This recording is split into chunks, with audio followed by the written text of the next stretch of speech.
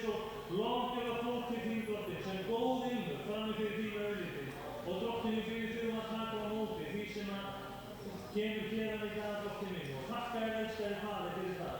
Að þú bæðir hlusta og þú heyrir og þú mætir sérhverju þörf í Jesú nafni. Amen. Amen. Gjörðu svo vel frá okkur sæti. Þú ætlar Einar Gíslason, fyrrverandi forstöðumaður samræðins, að ávarpa okkur. Gjörðu svo vel.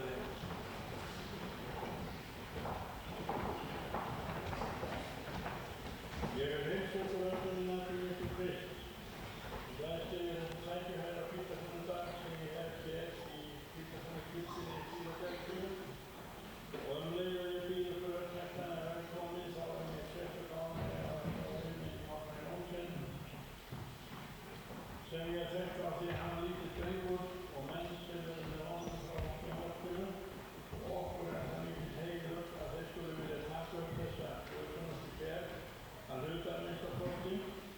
Og svo sjóna sunnudagur og sunnudagi kemur og þá munið þið fara til Vestmannaeyja og ég mun eiga samleið með það sem sjónadagsráður beinum að minnast drukknara og hataða og handahæla og sjónadagsdag. Svo við bæna huga og mikið bæna eftir. Ég hef verið að íhuga að fóða í dag í sambandi við þennan dag og vitið í að hvítasunnan ein af þremur aðalhátíðum ársins og hún líka ein af þremur elstu hátíðum ársins. Ég veit enn að sé að bæði hvítasunna, jól og páskar séu öll jafn gömul. Og það getum við lesið í 2. Mósebók 23. kapítula og í versunum 14. Því fólk á spyrjandi og villandi einmitt í þessum sögum. En það stendur svo, og þetta skrifað 1500 ára fyrir Kristburð og síðan eru 2000 ár Kristburður. Og það stendur í versunum 14. Þrisvar á ári skalt þú mér hátíð halda. Þú skalt halda hátíðina ósýrðu brauða, það eru páskar, og þú skalt halda hátíð uppskeru hátíðarinnar þegar þú færð frumgrónan að vinnu þinni sem þú sáður í akurinn og uppskeru hátíðina við ársloki. Þessi röð heldur sér enn í dag og það er merkilegt að taka eftir því þegar sagt í 3. Mósebók hvernig átti að halda hvítasunnu, þá stendur svo þar og drottinn sagði við Móse, mæl þú til Ísraelsmanna og seg við þá, hér þér komið í land þar sem ég mun gefa yður og þér skerið upp korn, skuluð þið færa presti fyrstu kornböndin af uppskeru yðar. Þetta er sem þér frumskeru hátíð. Og þegar þið komum með fyrstu uppskeruna fram fyrir prestinn, þá áttu þeir að veifa því. Og það átti að myndast dragsúgur og það átti að taka eftir því að það var eitthvað að ske í húsi Guðs. Engin kirkjugarðs nótna heldur það sem var líf. Þetta var hvítasunnan og hvítasunnan sem hefur haldið sér frá upphafi og heitir á grísku Pentekost þýðir 50. dagur frá páskum og það er það sem við erum að halda hér í dag. Þegar hvítasunnan er að ræða þá kom hún sem mikil þörf. Hún kemur sem gjöf frá Guði yfir mannkynið og hún kemur til þín og hún kemur til mín. Og það var lesið í morgun í ágætu viðtali í Ríkisútvarpinu sem séra Bernharður Guðmundsson hafði við Þuríði Póstóttur. Þá var einmitt lesið þetta hvað hvítasunnan er. Og hún sagði það þessi merka kona að sér væri nú ekki létt að tala andleg mál almennt og opinberlega og hver er það sem það getur? Ég veit ekki betur en að það þurfi allir að taka á sér og það þurfi kraft til þess að gjöra það. Okkur er þetta ekki eigin nefn. Hugsaðu bara sjálf að því að þú ert að koma hér allt í einu og standa hér og tala fyrir fram að þetta fólk sem er til í dag. Það þarf eitthvað til og það sem að gildi í þessu sambandi, það er kraftur heila samband. Og í Pósturasögunni 1. kapítula og 8. versinum að lesa þetta stórkostlega orð sem hefur fullgildi og lærisveinarnir fengu að heyra það og það er innihald og baksvið hvítasunnan. Og það stendur við þá í 7. versinum en það sagði við þá ekki það yður að vita tíma eða tíðir sem Faðirinn setti af sjálfsins valdi, en þér munu öðlast kraft heilagur andi kemur yfir yður og þér munu verða vottar mínir í Jerúsalem og allri Júdíu og Samaríu og til ystu endimarka jarðarinnar. Það að vera vitni í Jesú Krist, það þarf kraft til þess og krafturinn er gefinn í heilagan anda. Og þegar heilagur andi féll á Kristjánsson í dag eins og við höfum fengið að heyra upp lesið í dag, þá var skyndilega gnýr af himni. Þá var Guð að veifa sínum kornbundum á meðal mannanna. Og þegar gnýrin af himninum kom, eins og aðdýrnandi sterkt virðist, þá fylltist allt húsið sem þeir sátu í. Og svo skeður það sem við ekki skiljum og getum aldrei skilið. Þeir fóru að tala öðrum tungum, eins og andinn gaf þeim að mæla. Og þetta er innihald hvítasunnunar á yfirborðinu. Þetta er tákn. Ég hef fengið að reyna þetta tákn og þetta er svo algjört tákn því að þarna má ekkert koma frá mig sjálfur. Ég get ekki hlusta á það sem ég hef heyrt suma að segja ef þú skýrast með heilagum anda, tala þú og segir eitthvað, burt með allt slíkt. Það var ekki heima. Það var það Guðlega tekið í burtu. Það er Guð sem verður að kveikja þetta og það er hann sem verður að leiða þetta fram frá brjóstum okkar að við förum að tala nýjum tungum og förum að vexa með Guð. Þegar þetta kom fyrir í fyrsta skipti hjá mér, þá var ég fast að svefni klukkan 2 nótt. Og ég var ekki spjallið við kaffipolla eða masi hitt og þetta. Nei, ég vaknaði þegar ég hafði beðið og ég fór að sofa að ég fann að tala tungum og ég fann að mikla Guð.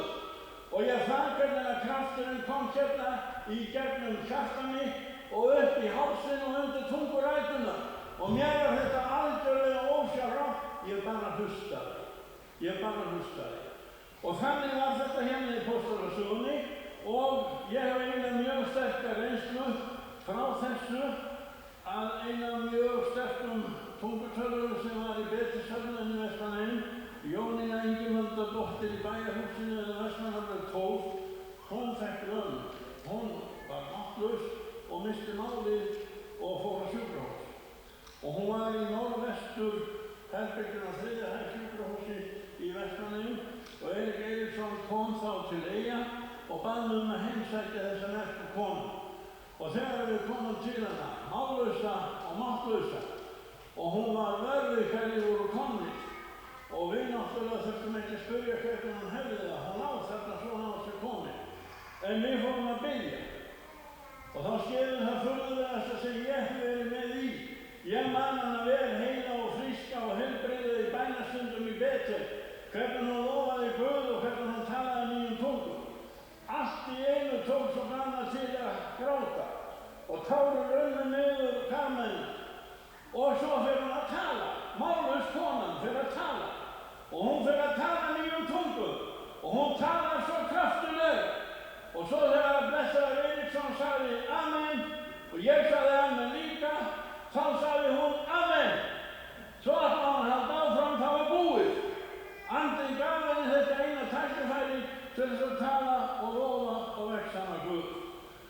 Og þér mun öðlast kraft heilagur andi kemur yfir yður. Ég hef þessa reynslu frá 27. nóvember klukkan 9 að kvöldi 1939. Ég stóð í litla salnum í Betel og við höfðum brotið brauðið og minnst auða Drottins. Og þegar ég stend þarna þá kemur þessi blessun yfir mig í svo sterkum straumi að mér fannst hárin rísa á kollinum á mér og þetta fór hverja taug út í kringu góma og niður fætur. Og þegar ég stend þarna þá var ég óumræðilega blessaður. Það fylgir þessu svo mikill unaður og mikill sæla og mikill blessun. Og það kemur önnur bylgja alveg ekki síður en svo fyrri og það kemur þriðja bylgjan og þá sagði ég Guð, þú verður að steina þetta Guð, ég þoli ekki meira.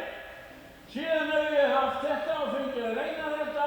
Ég trúi á heilagan anda og ég hef eignast heilagan anda sem kraft.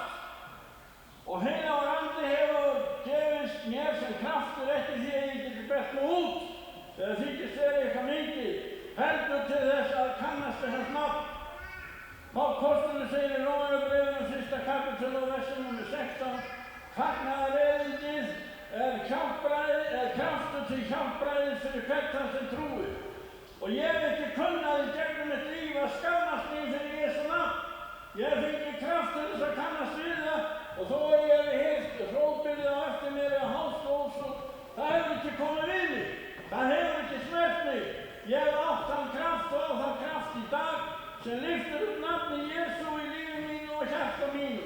Og þetta er svo mesta blessun sem ég hef að þakka fyrir í dag. Þetta er kristindómur og innihald kristindómsins.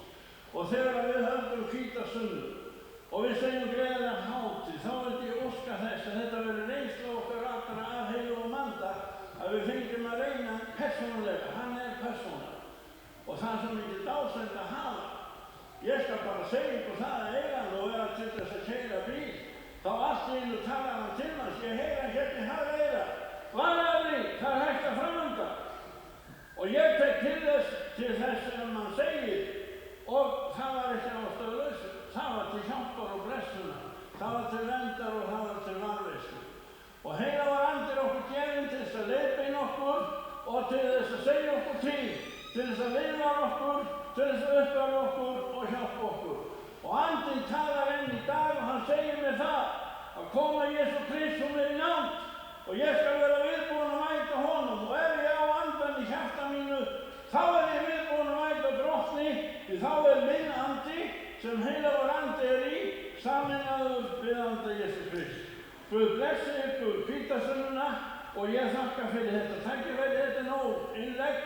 Við fáum að heyra góðan bróður á eftir og ég óska eftir því að kristnin öll megi eiga heilagan anda og taka undir með Hallgrími Péturssyni að segja: Ó Jesú, gef þinn anda mér, allt svo verði til dýrðar þér, uppteikna sundin saft og kér, síðan þess aðrir megi njóta mér. Ég vil hrópa þetta út og ég vil kalla þetta hátt til ykkar. Biðjið heilagan anda, opnaði fyrir heilagum anda og lifiði þannig að þið hryggið ekki heilagan anda. Heilagur andi er ekki hjá þeim sem eru blindfullir af alkohóli eða svæla sér út í nikotíni. Hann samþykkir ekki slíkt. Hann segir: þetta verður að fara frá þér. Og þegar við tökum lífið þannig að við helgast Drottni, þá eigum við andan, þá lifum við í andanum og þá framgöngum við í andanum og það er dásamlegt líf. Það er undursamlegasta sem er til. Amen.